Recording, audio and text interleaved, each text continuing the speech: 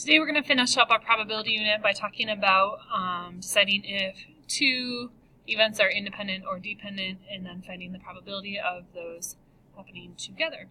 So let's go ahead and move through this.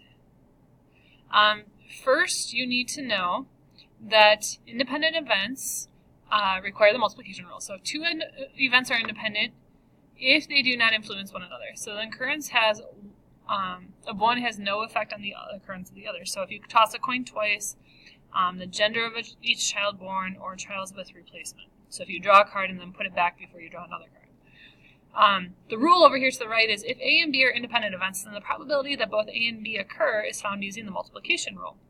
We've actually done some of that prior to this, but we are going to practice a little bit more. Okay, so for our fundraiser, class sells 150 raffle tickets for a Chili's gift card and a $200 raffle tickets for a booklet of movie passes at Hollywood Palms. You buy 5 raffle tickets for each prize. The 2 raffles are pulled separately, one box for Chili's and the other for the movies. What is the probability that you will win a Chili's gift card and a Hollywood Palms gift card? So if you're buying 5 raffle tickets for the Chili's gift card, you have a 5 out of 150 chance to win that gift card. If you buy 5 tickets for the movies, you have a 5 out of 200 chance to get the movies. Now, we need to decide if these are independent or dependent. What they're telling us here is that I could win both, or I shouldn't say that. The raffle tickets are sold separately for each drawing. So the 5 tickets for Chili's won't impact the 5 tickets for the movies. So these are our independent events. We're going to go ahead and multiply those two together. So I get 25 over 30,000, and I'm going to reduce that.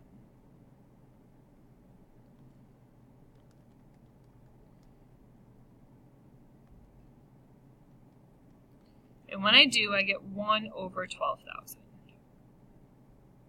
There's a 1 in 12,000 chance that we would win both types of gift cards.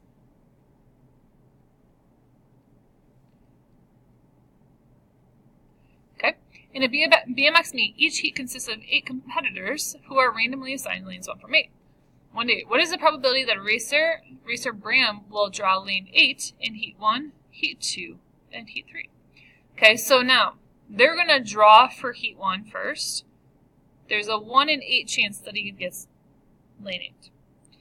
The second time they draw lanes doesn't depend on the first one, so we're going to do a whole new drawing. Still a 1 in 8 chance. Same thing for heat 3.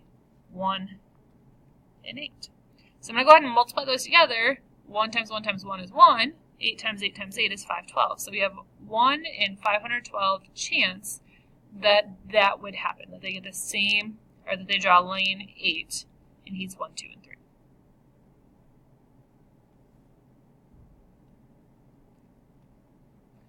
Okay. Dependent events, they are dependent if they influence one another. So if we take cards out of the deck and don't put them back in, or drawing Scrabble trials or trick-or-treating, those are trials without replacement. So if you're picking a piece of candy out of a bucket and don't put it back in before you pick another piece, those all depend because we don't replace it. Conditional probability, we're going to calculate conditional probability for dependent events, assuming the first event happens and then finding the probability that it does happen. So let's go ahead and talk about this. Okay, you randomly select 2 cards from a standard deck of 52 cards, and you do not replace the first card drawn. So do not means it's dependent. So the probability of drawing a spade, if you look back at your yellow resource sheet, there are 13 spades in the deck. Okay, so our probability of drawing a spade first is 13 out of 52. If we are not going to replace the card, we now only have 51 cards that we are drawing for, and we're looking at clubs now, so there are 13 clubs. So because we're not putting the card back, that's why it decreases on the bottom. So now we're going to do 13 times 13, which is 169. And 52 times 51, 52 times 51, which is 2652. Okay, sometimes you'll see that divided out like we've done in the past, 2652 on the bottom. The probability of that happening is 0.064. And then if we try to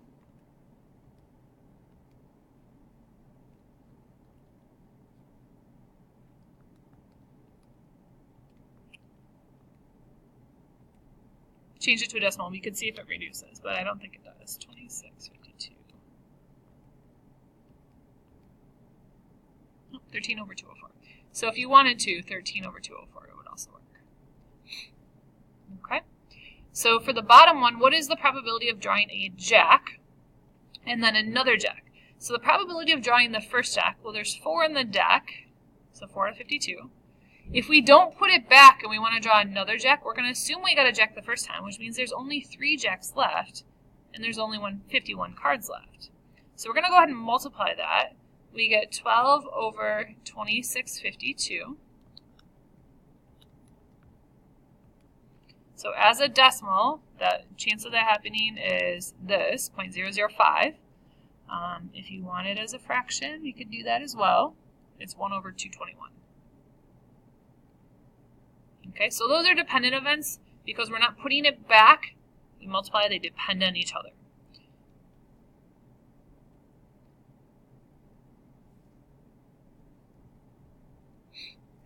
Mr. Lewis randomly selects one student from a class of 26, there are 10 girls and 16 boys, to go out to lunch.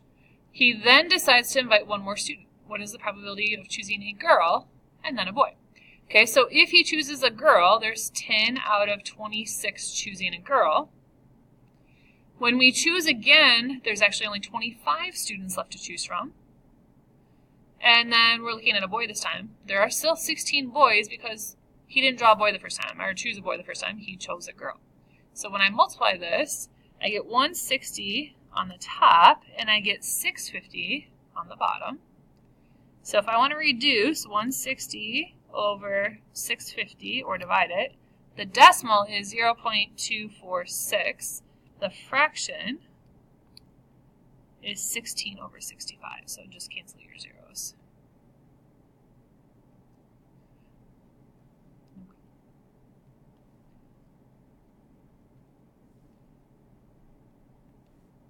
There's an exercise up here. Do these as your guided practice problems, and then have those checked and we'll help you out. Today's assignment is actually a worksheet, so when you are finished, we'll give that to you so you can finish up this little mini unit. Have a great day.